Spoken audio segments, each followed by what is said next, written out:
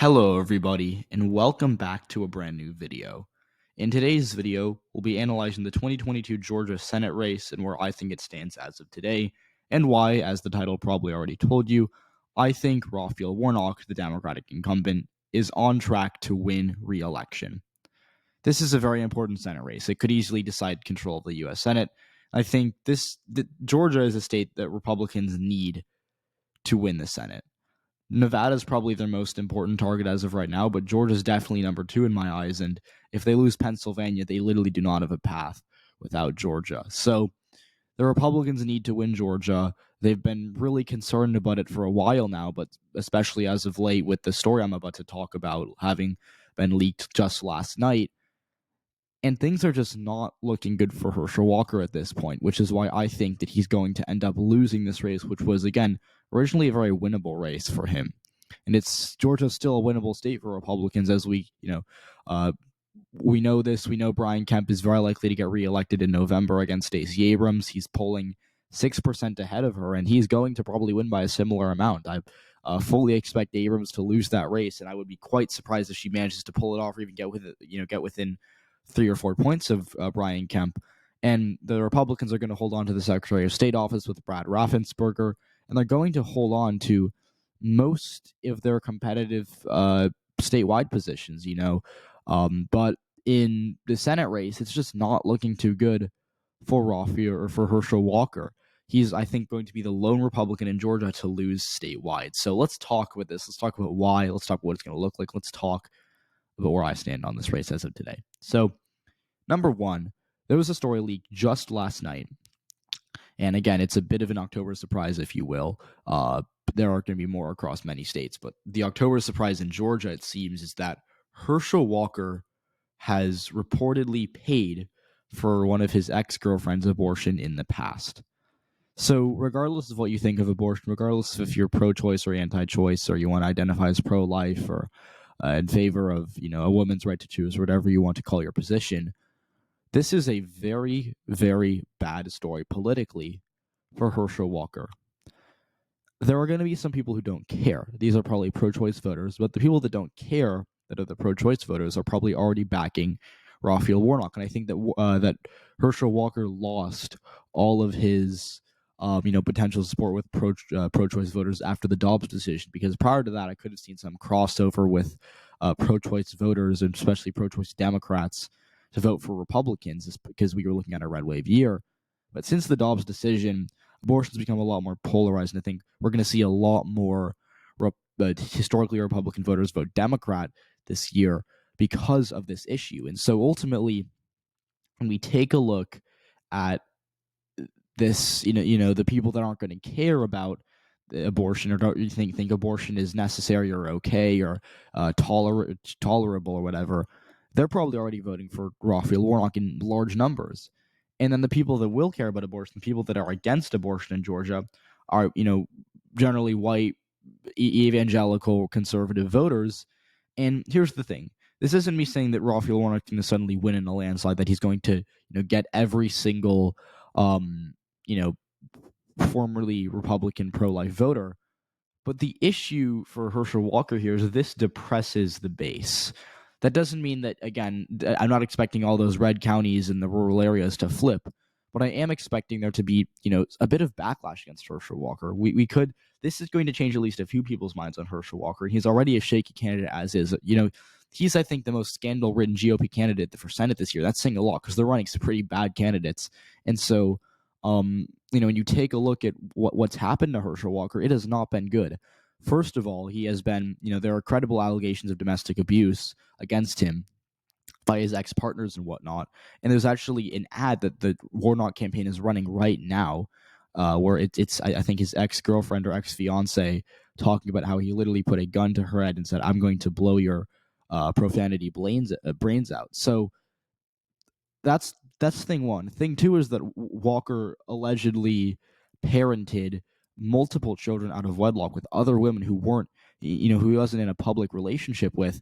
And that is concerning because, again, Herschel Walker has been trying to run a family values campaign. He's been trying to appeal to, moderates in the suburbs who care a bit more about, decency and ethics and whatnot. And that's just not a good look for him in general, regardless of whether you agree with his politics. And finally, you've got, the fact that he is not a great speaker. He's not someone who I think is particularly, even like, I don't want to call him dumb because that, that would be unfair, but like, there have been instances in which Herschel Walker has said things that really make you scratch your head. When he said that, the clean air from the United States goes over to China, or, that evolution couldn't have happened because apes are still alive today. And he says things, and Joe Biden does this too. They will say things that make you really scratch your head. And again, we clearly have bipartisan gaffery going on here. But in this Senate race, it's really about Herschel Walker and the fact that he has not been able to shake that off, or to been able to redefine who he is, and his campaign has been really bad for him. And then you put on this story to like that other, this pile of scandals he's been racking up over the past few months. Disastrous for Herschel Walker. Quite frankly, this is just it's a poorly run campaign. It's just not good at all for the Republican Party in Georgia, because like I said, the Republicans are going to do very, very well at the top of the ticket in Georgia. Brian Kemp is going to win re-election. Brad Raffensperger is going to win re-election. They're going to do very well in most of their statewide races. But in Georgia, this is just what a bad candidate does. And this is, throw in the fact that Herschel Walker has a ton of scandals. He's a bad candidate in general, not that good of a speaker. Warnock's a good incumbent who outran Biden by 2%. In a year where Dobbs was just where Roe was just overturned, it's getting very dicey for Republicans in Georgia, especially considering the fact that as a state, Georgia is a pro-choice state.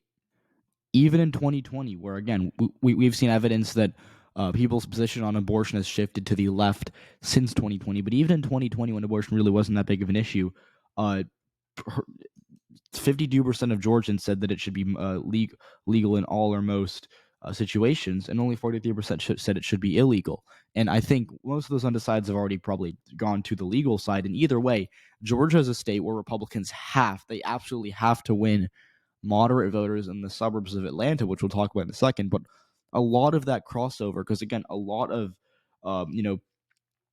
people voted for Donald Trump who were pro-choice in all or most cases, and most of those voters are in the Atlanta suburbs, right? Like there are maybe a few sprinkled across the state, but if you take a look at this, at this 2020 map in Georgia, most of the votes that Trump received from pro-choice voters came in the Atlanta suburbs. And these are also the areas of the state that trended most to the left. If you take a look at the swing in Georgia, most of the state trended left, as we know. It flipped in 2020, but look at where the biggest leftward swings were. Let's take a look at from 2016. Look at all this blue. This just circle of blue in Atlanta. Forsyth County, North Atlanta, Republican-leaning suburb trended 14% to the left. Cherokee, 10% to the left. Cobb, 12% to the left. Paulding, 12% to the left. Henry, 16% to the left. Newton, 9% to the left. Walton, 7% to the left. Gwinnett, 12% to the left. And by the way, Gwinnett, just a fun anecdote I have, as you can see right here, Biden won it by 18%. Even in 8 years prior to 2020, Mitt Romney won it by almost 10%, and it trended in that short period of time almost 28% towards the Democratic Party. And so these trends don't just stop overnight. They're going to keep trending. Eventually these counties will be almost as deep blue as some other counties in Georgia that are already very Democratic. And they're not going to stop trending. Brian Kemp is probably going to do better than Trump in most of these counties, but they're not going to stop trending left in a race where Herschel Walker is the Republican nominee. We know he's not a very electable candidate. We know Raphael Warnock did very well here in 2021, despite the fact that Kelly Loeffler was allegedly a better candidate for the Atlanta suburbs than Donald Trump, which she actually was. She actually was viewed as a bit more moderate. Exit polls show that moderate voters that did back both Biden and Warnock liked Loeffler a bit more than they liked Donald Trump. And, the reason that she lost wasn't because she did poorly in the suburbs. It was because she had terrible turnout in the northern part of the state, and rural Republicans didn't turn out to vote. But just take a look at these counties. Cobb County trended another 2% to the left. Gwinnett trended another 4% to the left. Douglas, 5% to the left. Clayton, 5% to the left. Henry, 4.5% to the left. Newton, 4% to the left. Rockdale, almost 4% to the left. And, when you analyze these numbers, they are just getting really bad for the Republicans, because even in a Senate runoff, Democrats still outperformed Biden, and Biden did very, very well in the Atlanta suburbs. So ultimately, clearly, to me, clearly there is a disparity there. Herschel Walker's not a good candidate for the suburbs. He's not someone who has a ton of appeal to the suburbs, and I expect them to keep trending left. I think almost universally, Raphael Warnock's going to do better than Biden in these suburbs. He's going to do better than Biden at DeKalb and Fulton County, which are urban counties. These are where the city of Atlanta is. These counties actually trended left as well. Warnock did about 2% better in Fulton than Biden. He did about 3% better in DeKalb than Biden. I expect these counties to keep trending left as Democrats, having two black candidates at the top of the ticket for them, increased turnout from the city of Atlanta itself. And like I said, suburbs going to keep trending blue. And you take a look at some of these other counties. These, this kind of belt across the state of Georgia, predominantly black area. I think Walker's going to not, really do too well there. I think Warnock will hold his own, but it's been trending right in the, in the past. And I don't want to be the guy that says that one area is going to trend left, that's been trending left, while the other is trending right. It's not going to trend right. So I think that, yes, the suburbs are going to get bluer, but, this belt across the state is going to get a bit more Republican as it has been getting. But in fairness, the belt only makes up, it's not even large enough to fit a congressional district in, whereas Atlanta suburbs are massive because, again, I think around a little more than half the population of Georgia lives in this Atlanta metro area. Warnock might do a little worse than he did in 2021 in the belt of Georgia, or maybe even in Savannah, but he's going to counteract that with massive gains in the Atlanta suburbs and in the city of Atlanta. And you have to remember that rural turnout's been really hard for Republicans in midterms. The reason that they won midterms in the past, like 2014 and 2010, was because they did very well in the suburbs. Like in in the 2010 Georgia Senate race, Johnny Isakson won Gwinnett County. He won all these bluer counties in the Atlanta collar, and that's why he won. He didn't win because he got insane numbers in the rural areas. He won because of the suburbs, and suburbs are blue now. And Republicans are going to have to rely on a much lower propensity coalition to get them to win these elections. And ultimately, I don't think that's going to happen. I don't think that rural North Georgia is going to turn out as well for Herschel Walker as he needs. And even if it does, the biggest obstacle for Republicans in all of Georgia isn't even his bad candidacy. It's not even that Raphael Warnock is a good incumbent. It's not their turnout problem. It's that the Georgia Republicans probably have to get 50% of the vote on election day to win. Why is this? Well, it's the reason Raphael Warnock's a senator right now, the runoff system.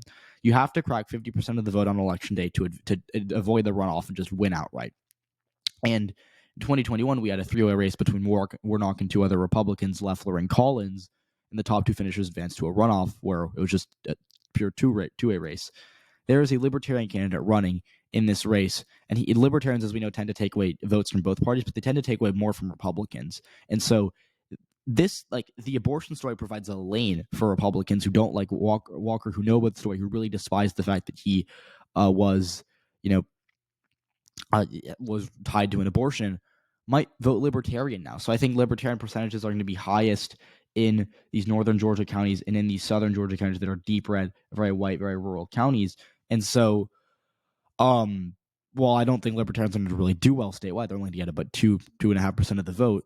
That's going to, every vote a Libertarian takes away from a Republican voter is a vote that essentially Walker has lost. And so, he'll have a hard time cracking 50%. He may win the election day vote like 49.5 to 49%, but I don't think he's going to win more than 50% of the vote. I think stealing is at 49.5% realistically, and even then, I could see him losing the election day vote. I could very well see it being a 48.5 to 49.5 to maybe 49 situation.